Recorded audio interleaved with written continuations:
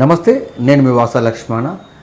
సిరిసిల్లలో గత ఏడాది కాలంగా ఉపాధి కరువై దాదాపు 21 మంది నేత కార్మికులు ఆత్మహత్య చేసుకున్నట్టు సమాచారం. అంటే మనకు వచ్చిన లెక్క 21, ఇంకా ఎక్కువ ఉంటే ఉండొచ్చు.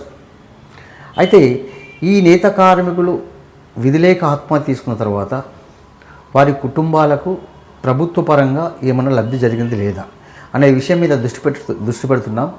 కాబట్టి నేను మిత్రులందరికీ నా రిక్వెస్ట్ ఏంటంటే, కొద్దిగా వారి సమాచారం మనకు తొందరగా తెలియాలన్న ఉద్దేశంతోనే ఈ రకంగా నేను వీడియో చేస్తున్నాను.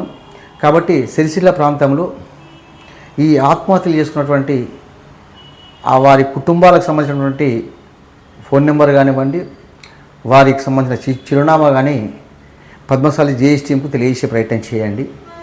మేము కూడా ప్రయత్నం చేస్తున్నాం.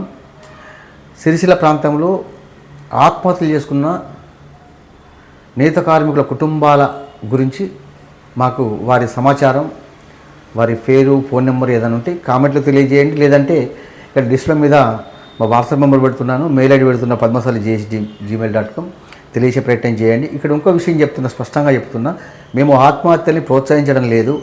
కానీ మరి ఏదో విధి లేక ఆత్మహత్య చేసుకున్నారు కాబట్టి వారు కుటుంబాల కన్నా మంచి జరగాలన్న ఉద్దేశంతో ఈ విధంగా వచ్చిన, అదేవిధంగా తెలంగాణ రాష్ట్ర వ్యాప్తంగా కూడా ఈ ఏడాది కాలంగా ఆత్మహత్య చేసుకున్న నేత కార్మికుల కుటుంబాల వివరాలు కూడా మీకు తెలియజేసే ప్రయత్నం చేయండి. జయ పద్మశాలి.